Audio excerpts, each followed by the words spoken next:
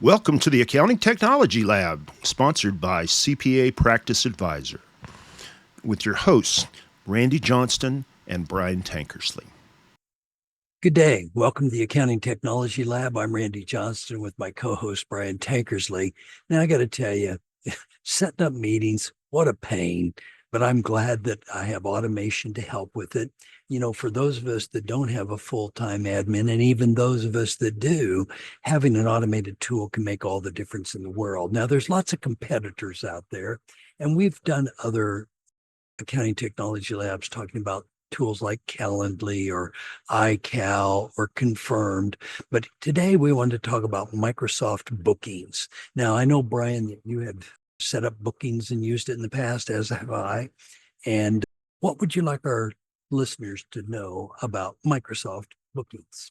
Well, first off, I agree with you that it doesn't really matter which bookings tool you use, as long as it's compatible with the email product you use, compatible with the calendar tool you use, and you can figure out how to make it do what you want to. Okay, so this is just a tool that basically will present to people a menu of the available meeting options. You basically, what happens is you define the types of meetings you want to have, whether they're virtual or online in person, and then you can even identify in some things resources where it has to make sure the conference room available, and then it will book the conference room, or you have to make sure you have Teams available, and then it will book Teams.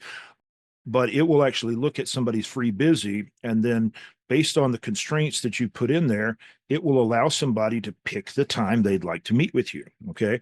So, if we were doing this, you can see we have the 30-minute, 1 hour meeting and the quick question in the item that I'm showing you right now. And you can see that we have different appointments in here, but there's a lot more flexibility than you see with this. So I can say, all right, I want this to be on my public meeting page that everybody can see to pick things in here. But then I have multiple meeting types that are not in this booking page. So I have a 4 hour meeting type and a 2 hour meeting type that I send one-off links to people on. Okay.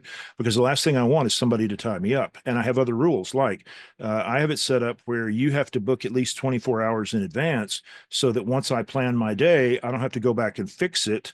I don't lose 3 hours in the middle of the day to people booking things in at the last minute on top of stuff when I've already allocated that time to something else.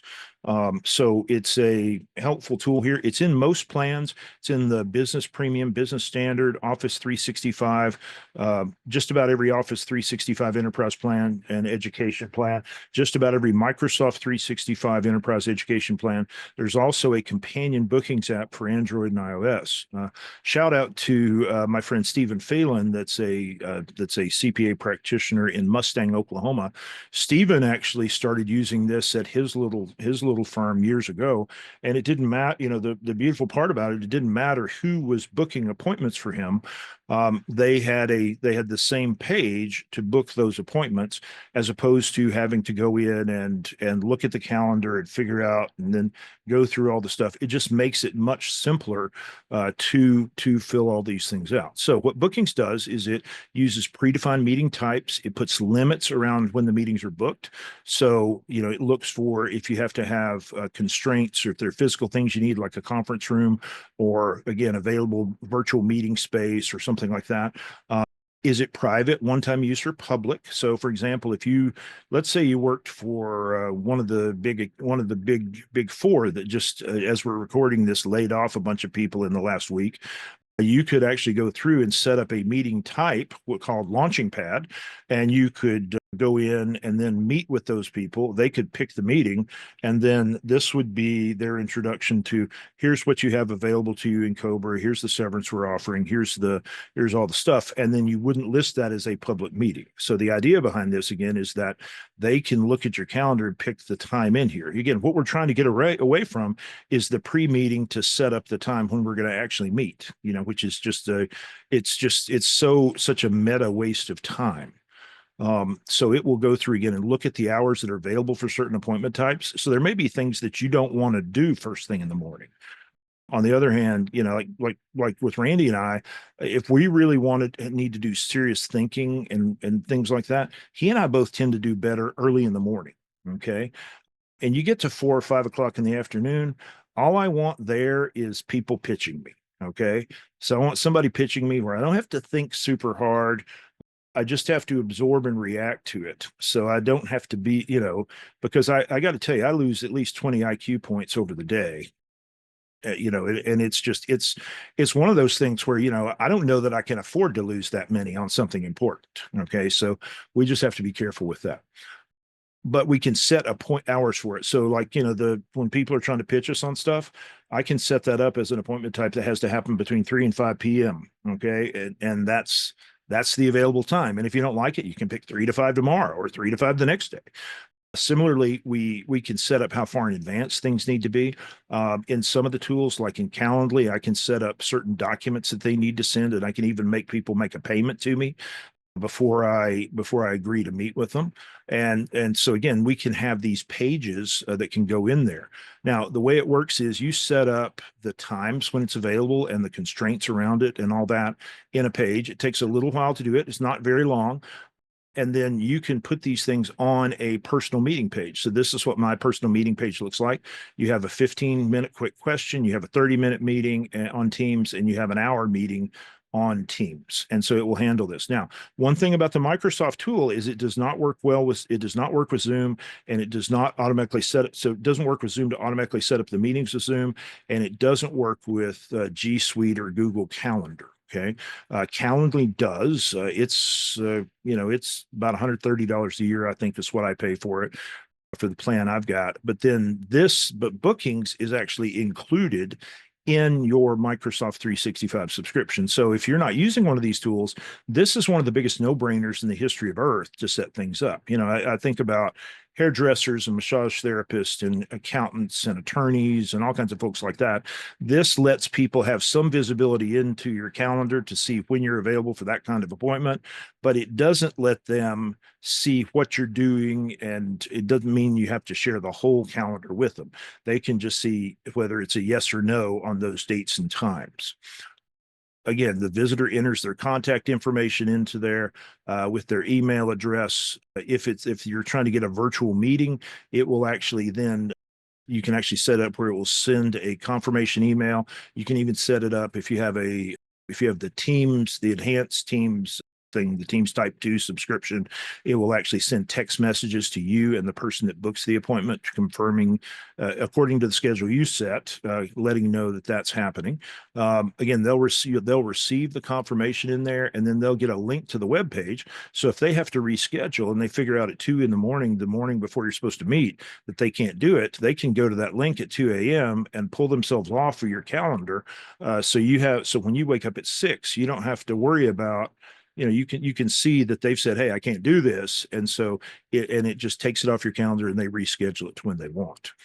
There are also internal use bookings pages where this would work would be if you had, like what I think about here is that, when I go to like to an orthopedic surgeon or to or to, I don't know, to my doctor, where I may see the doctor, I may see a nurse practitioner. With this bookings page, I can set this up so that the availability for all practitioners is on there. And then I can pick the slots in here, and then there can be resources. And so it's a tool that they can use to try to figure out, okay, when can I schedule anybody for this person to see on this kind of appointment? And so that's that's the basics of it. I find it to be very helpful. And again, I think it's one of those tools that again, you need to get comfortable with. But again, you have in the internal booking page, you have all the appointment types, all the staff, all the times. And again, it will show people's positions. The staff information shows the person's availability on the scheduled day. So you can see whether they're available or not. And again, if you have a Teams premium license, you can get text reminders and other things like that in here. So, what's any other observations on bookings or again, the booking of things in here? Brian, just as you were thinking about it, I think about the old days of going back and forth in email, or, some of the polls that people use when you've got a lot of people trying to set this up. Yeah, like Doodle is one of the ones that's actually pretty helpful for finding a time when five people that are on different systems can meet. But again, knowing these tools exist can make a big difference. Make a huge difference. And I can tell you that when I began using the calendar tools, and I've used many different ones just to see how they worked, the amount of time that it saves me, the amount of billable time that I can put on the calendar and get done is pretty stunning. One other thing, though, that I would caution people on is you do have to have a little bit more calendar management to block time that you want to not get occupied. So much like Brian explained, early day, we seem to be better, clearer thinkers. I believe that to be true. But there are times when, let's say, I'm going to an airport and I haven't been thoughtful about blocking the time that I need to get to the airport. So you need to manage your calendar so you block the time that you can speak or can't speak or meet with people. But once you start using this, it'll be a game changer for calendar management and time management. So any other parting thoughts from your side, Brian? I think it's a wonderful thing. I think it's again, this is another one of those tools that's in Office 365 that a lot of people don't know about and they've never experimented with. But for people, especially people that don't have a lot of administrative support, this can be absolutely transformational. Okay, and especially with Gen Z and with a lot of a lot of the younger millennials, many of them don't want to talk to you. They want to go pick the time out of that whenever they want to do it, and then they come to the meeting to accomplish whatever they have to do, and then they want to disappear and not see you again for a while. And so this allows you and them to asynchronously pick a time when you can meet without having to invest a whole lot of time in the back and forth that we've done for so many years. So I think again, it's one of the bigger no-brainers in the history of Earth. It certainly seems to be. Well, this tool and many others in the Microsoft 365 family are worthy of your reflection. We have 20 to 30 tools. In fact, I should have a real number right off the top of my tongue on the number of modules But it inside. changes so rapidly. They come in and they disappear. So it's one of those things where, even if you said there are 27 today and there will be 28 tomorrow, hell, there might be 30 or 15 by the end of the week. Yeah, It's all over the it's place. the same way with this one family, 55, 60, whatever. There's dozens. We'll just say that. How about that one, Brian? There's dozens of modules inside Microsoft Yeah. 365. We can Microsoft, go we ahead. can we can channel our inner Carl Sagan. Billions and billions and billions of add-ins. Yeah. And so in the big picture, we know you already own it in Microsoft 365. We just want you to use it. So we appreciate you listening in. We'll talk to you again soon in another accounting technology lab. You have a fine day. Good day. Thank you for sharing your time with us. We'll be back next Saturday with a new episode of the Technology Lab from CPA Practice Advisor. Have a great week.